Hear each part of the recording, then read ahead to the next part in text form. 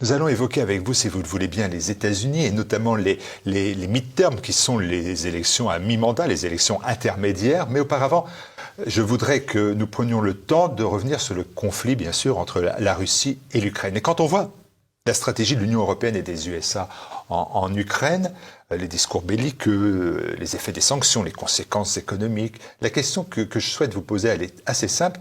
Comment en est-on arrivé là? Et subsidiairement, est-ce que tout est de la faute de la Russie?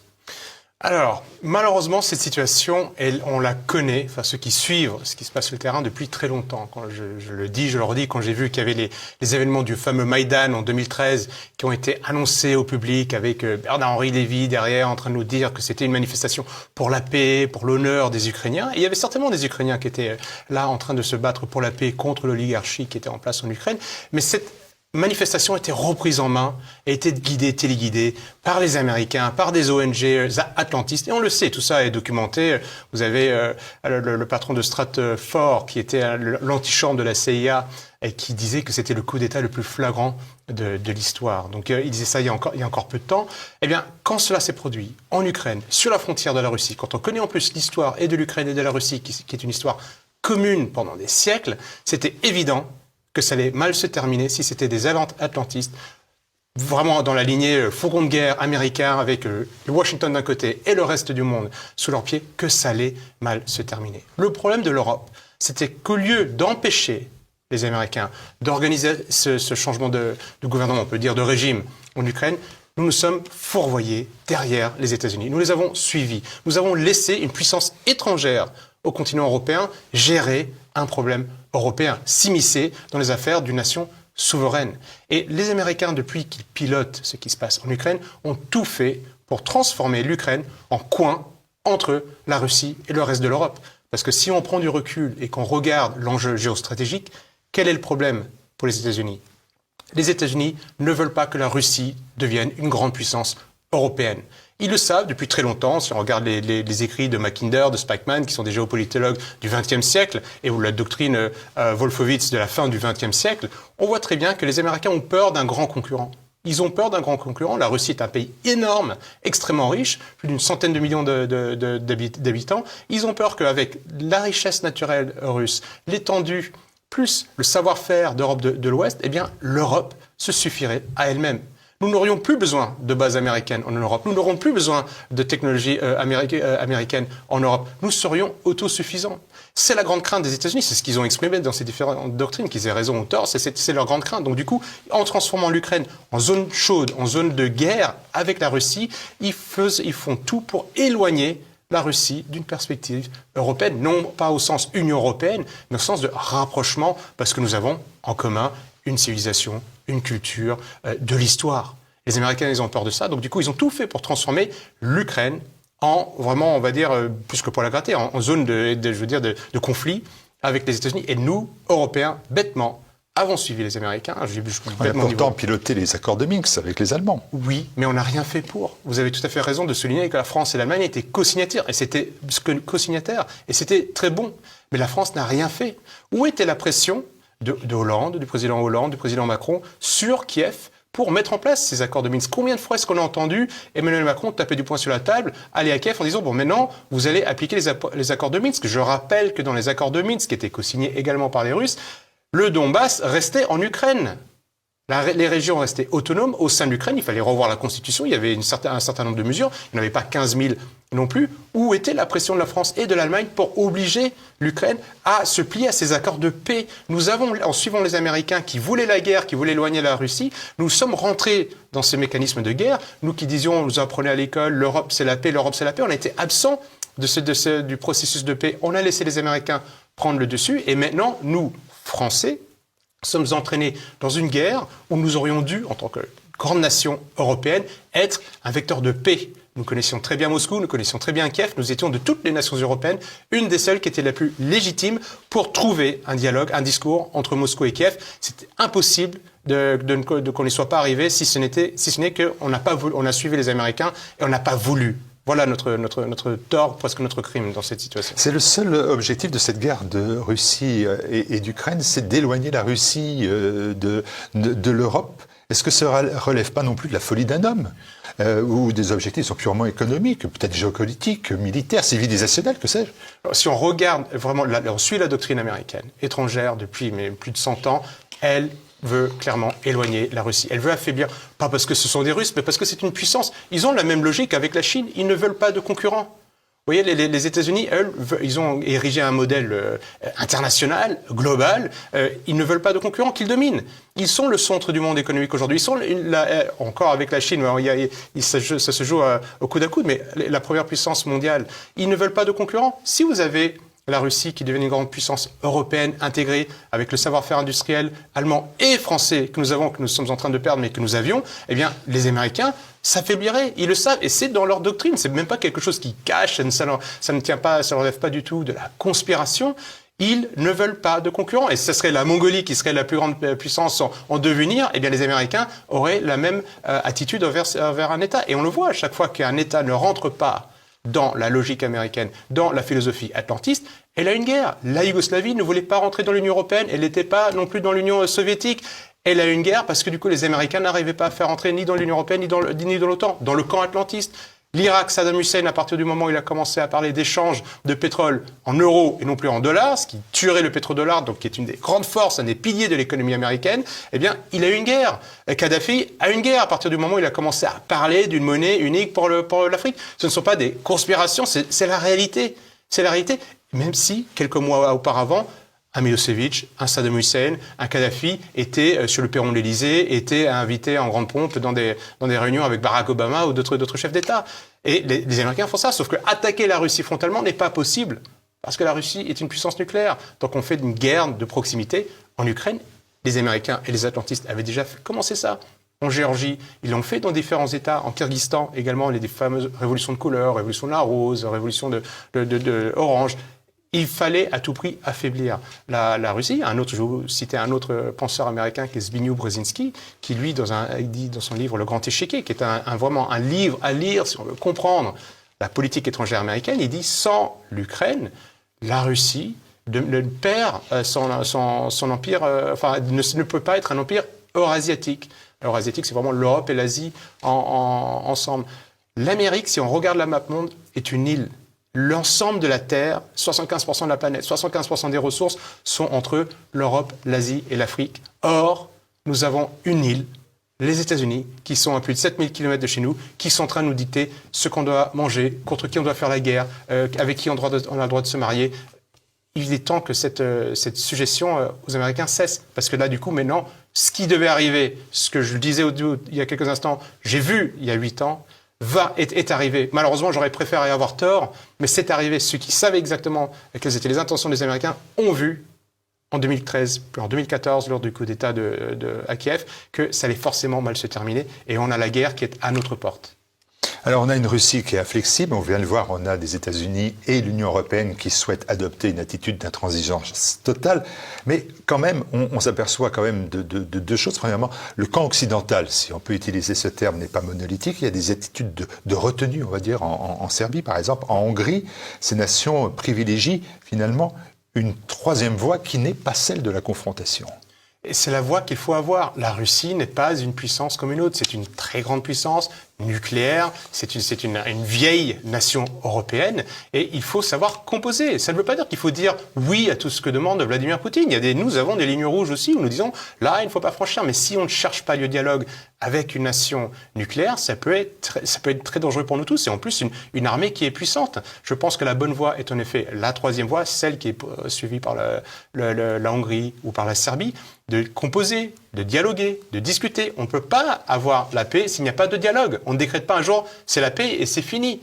On peut avoir la paix aussi si on défait son adversaire. Si on défait la Russie, on peut avoir la paix. On peut tout à fait avoir la paix. Est-ce que c'est sûr que les Américains vont apporter la paix? Est-ce que les Européens vont apporter la paix? Où est la paix que l'OTAN, et nous Français, sachons de balayer devant notre porte, nous avons apporté en Irak, qui s'est transformé en État, dont la partie occidentale s'est transformée en État islamique? Où est la paix que nous avons apportée en Syrie derrière les djihadistes? Où est la paix que nous avons apportée en Yougoslavie, où les États sont toujours remontés les uns contre les autres, et on a le Kosovo qui est un État qui a été inventé, qui est la plaque tournante du trafic d'héroïne en Europe, qui est une drogue terrible, qui tue nos jeunes? Où est la paix que les Atlantistes, que les Américains et nous, derrière eux, avons apportée dans le monde? On juge un arbre à son fruit. Si on était capable d'apporter la paix, si on était capable d'apporter la paix entre les peuples, on va dire la prospérité, ça se verrait, ça se saurait, on dirait, ben regardez, l'invasion de la Yougoslavie par l'OTAN, c'est magnifique, aujourd'hui il n'y a plus de chômage, tout le monde est les Bosniaques, Serbes, Croates, tout le monde vit ensemble, ça se passe bien. Ce n'est pas le cas. Donc du coup, les Atlantistes, l'OTAN a prouvé qu'ils étaient incapables d'apporter la paix. Les dernières personnes qui doivent se mêler du conflit entre l'Ukraine et la Russie, ce sont les personnes de l'OTAN qui apportent la guerre et qui n'apportent jamais la paix. Personne de l'OTAN à l'instant, mais il y a aussi l'attitude de la Turquie, qui est membre de l'OTAN. Le rôle joué par la Turquie dans cette guerre semble adopté avec la volonté en fait, de jouer sur les deux tableaux. Et globalement, ça fonctionne. Oui. L'OTAN, il faut reconnaître à Erdogan, il est malin. Il joue sur les deux tableaux, il sait à la fois... Pourquoi? Parce que lui regarde l'intérêt de la Turquie. Nous, Français, devons regarder l'intérêt de la France. Lui, il regarde l'intérêt de la Turquie. Il est au sein de l'OTAN, la plus grande puissance militaire de tous les temps. C'est la deuxième armée au sein de l'OTAN, je le rappelle. Il veut en même temps, il est un partenaire économique, politique de la Russie, tout en condamnant l'invasion de l'Ukraine par la Russie. Eh bien, il est un intermédiaire entre Poutine et Zelensky. Ils avaient organisé, lui, a organisé des accords, enfin pas des accords, pardon, mais des négociations en Turquie au mois de mars dernier. Il fait transiter les céréales qui sortent d'Ukraine par la Turquie. Il vend des Bayraktar, des drones aux Ukrainiens. Donc il va jouer sur les deux tableaux. Il est allié avec les deux. Il est malin. Il est malin parce que du coup, c'est son rôle. Il veut être une grande puissance régionale. N'oublions pas que la Turquie occupe illégalement le nord de Chypre, occupe illégalement le nord de la Syrie. On n'applique pas des sanctions contre la Turquie pour autant. Mais lui, Erdogan cherche l'intérêt de la Turquie. Et donc l'intérêt n'est pas d'avoir la guerre avec deux voisins. Donc du coup, il essaye, voilà, de composer, d'être un peu un homme neutre entre les deux. Et il propose aujourd'hui, et c'est quand même malheureux pour nous Européens, d'avoir Ankara qui est en train de proposer la négociation de paix entre deux nations européennes, chrétiennes. C'est quand même, donc je dis, là c'est clair, la France aurait plutôt intérêt à suivre un modèle comme Erdogan pour la gestion de ce conflit-là. Modèle historique de la France, on évoque tout de suite le général de Gaulle et cette notion de non-alignement. Est-ce que vous pensez que c'était valable dans le cas présent, malgré l'attitude de Vladimir Poutine, agresseur? Il fallait tout faire pour l'empêcher, ça fait 8 ans. Il faut rappeler que les habitants du Donbass connaissent les images que nous voyons aujourd'hui, terribles de la guerre en Europe, connaissent ça depuis 2014. Nous avions 8 ans pour régler ce problème. Nous, Français, avions signé ces accords de Minsk 1 et en tout cas de Minsk 2. Pourquoi est-ce qu'on a attendu 8 ans? Notre rôle était d'apporter la paix. On ne va pas nous faire croire que la France n'est pas capable de trouver un compromis entre la Russie et l'Ukraine. Ce n'est pas possible. Sinon, on met tous nos diplomates, on les met au chômage tout de suite. Tout de suite, ça veut dire qu'ils ne servent à rien. À quoi sert notre diplomatie si elle n'est pas capable de trouver des paix sur le terrain européen? Et vous pensez à aucun moment que Emmanuel Macron se verrait mieux dans la situation de celui qui ramène la paix autour d'une table entre Zelensky et Poutine? Vous pensez qu'il préfère être belliqueux à la suite de Joe Biden? Alors, écoutons son discours. Quand est-ce qu'il parle de paix? Regardez le nombre de fois où Emmanuel Macron parle de la guerre et regardez le nombre de fois où il parle de la paix. Où est le discours des responsables européens qui se gargarisent du mot paix, démocratie, amour entre les hommes, etc. Et le nombre de fois où ces personnes-là parlent de la guerre, de fournir des armes, d'armer, d'envoyer des Césars, d'envoyer des javelins américains, et le nombre de fois où ils parlent de paix. Quand est-ce qu'on les entend parler de paix? C'est quand même le comble, c'est quand même incroyable. Je pense que ces personnes-là n'ont pas vécu la guerre. Ça, c'est un des problèmes qu'on a aujourd'hui. Elles n'ont pas connu la guerre. Nos anciens hommes politiques qui ont connu la Deuxième Guerre, et pour certains même la Première Guerre mondiale, il y a encore quelques générations, en tout cas quand j'étais jeune, savaient ce que c'était et ne voulaient pas que ça se reproduise. Et donc, du coup, ils faisaient tout. Là, nous avons des espèces de responsables politiques, des bobos qui sont à la tête de pays, qui connaissent la guerre qu'à travers des films qu'ils voient au cinéma. Et pour eux, c'est toujours les Américains qui gagnent. Ça n'est pas la réalité. Ils doivent sortir de leur monde virtuel, parler de la paix. Si vous voulez la paix, il faut se battre pour la paix. Et c'est dans ce contexte d'embrasement général que vont donc se dérouler, normalement, les élections de mi-mandat aux États-Unis. Outre une multitude de scrutins locaux, les Américains vont renouveler la Chambre des représentants et plus d'un tiers du Sénat. Et à 40 jours, on a une quarantaine de jours du scrutin, la guerre russo-ukrainienne peut-elle relancer ou influencer, on va plutôt dire, le vote des Américains? Elle va influencer le vote, ça c'est certain, parce que c'est un des sujets majeurs, un des thèmes majeurs de Biden. Biden ne cesse de parler de l'Ukraine. Or, l'Amérique traverse une crise grave. Elle traverse une crise sociétale. Les Américains sont divisés entre eux, entre les côtes et le reste du pays. Les Américains connaissent une inflation extrêmement importante, plus de 8%. C'est un des taux les plus élevés de ces dernières générations. Au niveau de l'énergie, on part de plus 41%, plus de 10% sur l'alimentaire. Donc du coup, les Américains traversent, et surtout les classes moyennes et les classes pauvres, traversent une situation de crise. Et ils veulent qu'on les aide. Ils attendent de l'aide de la part de leur président, de leur gouvernement. Quand ils voient que Biden a dépensé déjà plus, s'est engagé sur la dépense de plus de 15 milliards de dollars pour aider l'armée ukrainienne, 15 milliards, c'est gigantesque. C'est quasiment un tiers du budget national de l'armée française. C'était une somme colossale. Et les Américains se disent, mais attendez, moi j'ai du mal à arrondir les fins de mois. Je ne trouve pas, mes enfants doivent s'endetter pour aller à l'université. On a du mal à payer le plein d'essence et on va dépenser de l'argent pour l'Ukraine. Et là, vous savez bien, les Américains, la géographie, ça fait deux. Du reste, on a attribué à Mark Twain cette phrase qui dit que Dieu a inventé les guerres pour que les Américains connaissent la géographie.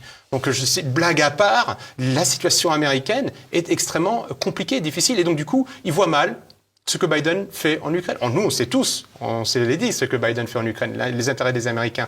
Mais l'Américain, lui, non. Donc, ça va avoir une influence, ça va avoir une influence importante. Surtout, le résultat de ces élections vont avoir une influence majeure. Si les républicains arrivent à prendre une des deux chambres, ou le Sénat, ou la Chambre des représentants, ils peuvent bloquer toutes les décisions de Biden. S'ils arrivent à récupérer les deux, c'est eux qui vont légiférer.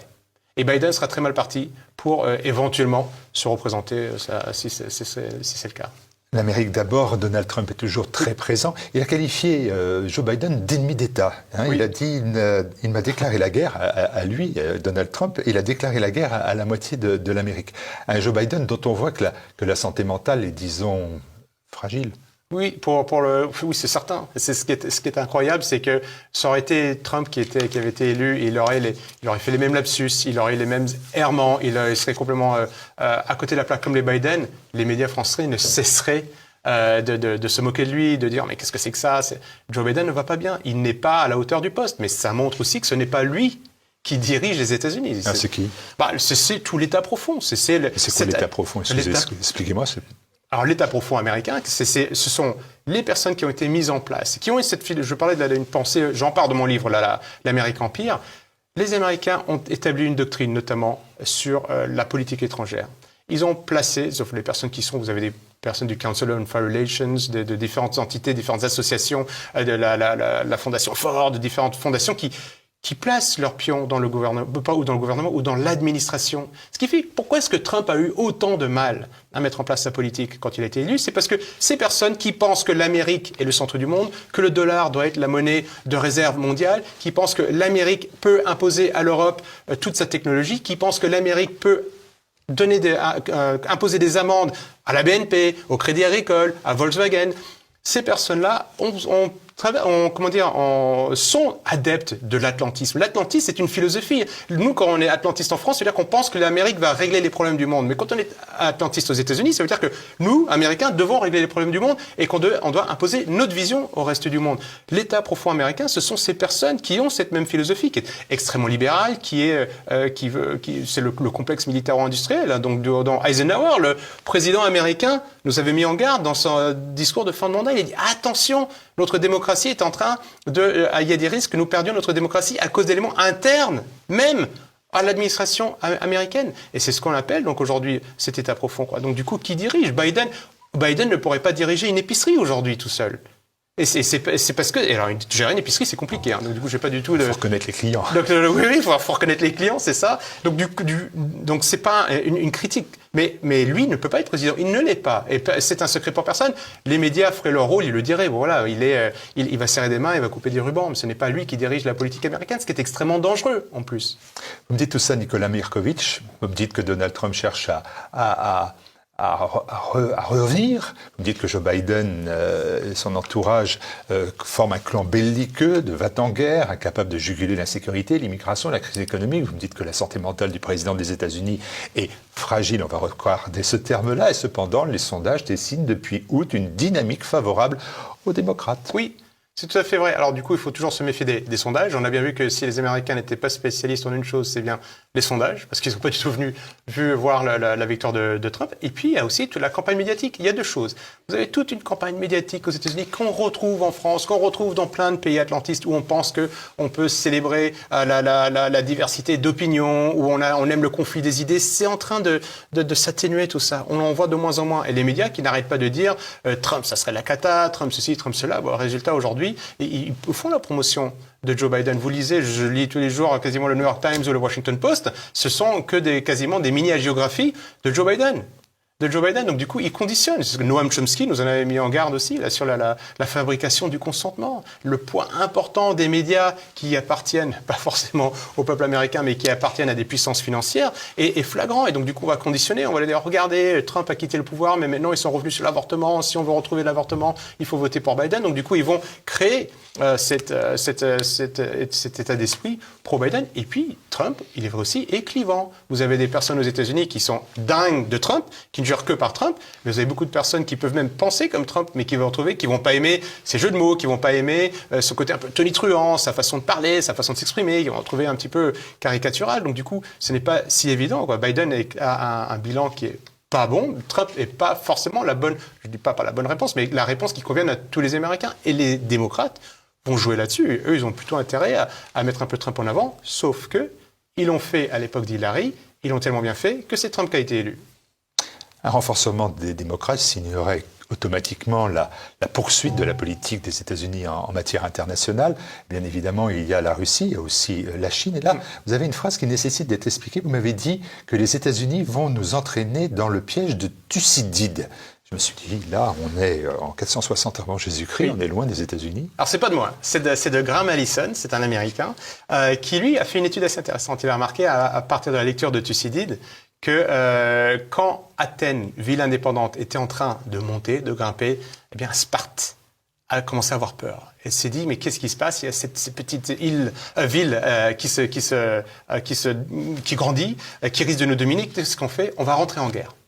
Et Graham Allison analyse que sur quasiment 15 ou 16 derniers grands combats de ces derniers siècles, chaque fois qu'une puissance dominante se sent, taquinée ou sent qu'il y a un rival qui est en train de monter, la plupart du temps, la puissance dominante ne va pas jouer le jeu de la concurrence, va attaquer la puissance rival. Émergente. Voilà, la puissance émergente. Donc c'est ça le piège de Thucydide. C'est un piège parce que du coup ces puissances dominantes n'en sont pas toujours vainqueurs. Et aujourd'hui on sait que le véritable... Vous savez que ça a des détracteurs cette hypothèse. Oui, du piège de Thucydide. Mais c'est intéressant. Il y a des détracteurs. Il y a des détracteurs, mais c'est intéressant d'amener le débat à ce niveau-là, parce que les États-Unis peuvent très bien entraîner la Chine dans une guerre, ou en tout cas, il y a une guerre économique, on l'a bien vu, ne serait-ce qu'avec Trump, et Biden, c'est pareil. C'est là qu'on doit amener quand on nous parle, oui, la démocratie à Taïwan, il faut la préserver, ce n'est pas le vrai débat. Le vrai débat, aujourd'hui, il est entre Washington et Pékin. Qui va être la première puissance mondiale? Est-ce que c'est l'ancien modèle américain? Est-ce qu'ils vont réussir à se renouveler? Ou alors est-ce que ce sont les Chinois avec les nouvelles routes de la soie? L'enjeu est là et il faut mener le débat. Alors est-ce que Allison a raison ou pas? On ne sait pas, mais c'est intéressant d'amener le sujet là parce que clairement les États-Unis voient la Chine comme un rival. Quand les patrouilleurs américains sont en mer de Chine, c'est pour embêter militairement la Chine. Donc du coup, et on sait que ça peut... Qui se renforce militairement. Qui se renforce évidemment militairement. Donc du coup, et les Américains ont peur parce que la Chine pourrait devenir la première puissance économique. C'est un modèle qui est radicalement différent du nôtre. Et quand on dit qu'il pourrait devenir la première puissance, c'est-à-dire que le dollar s'affaiblit, la puissance des États-Unis s'affaiblit, la puissance politique des États-Unis s'affaiblit au profit de la Chine et des alliés de la Chine. Donc du coup, évidemment, les Américains voient ça d'un mauvais œil. Et la tentation militaire est quelque chose à prendre très au sérieux, parce que du coup, au bout d'un moment, quand on pense, vous avez chez les néoconservateurs américains, ceux qui pensent qu'ils sont toujours numéro un, les premiers du monde. Et ils n'ont pas vu que le monde était en train de changer. Ils n'ont pas vu que des pays veulent des sas de décompression, qui veulent respirer, qui veulent exercer leur puissance. Et donc, du coup, ils ne voient pas ça. Ils disent, on va continuer à imposer comme on a toujours fait. Quand il y a un pays qui rentre pas dans l'ordre, eh bien, nous allons la contraindre à rentrer dans notre modèle. Et d'autres qui se sont rendus compte qu'il y avait ce monde multipolaire qui est en train de se construire et qui se disent, eux, attendez, si ce monde se construit, nous, on risque de devenir faible. Alors, au lieu de penser la suite, ils se disent, nous, on va devenir faible. Notre seule force, et c'est vrai que c'est une force de taille, c'est l'armée.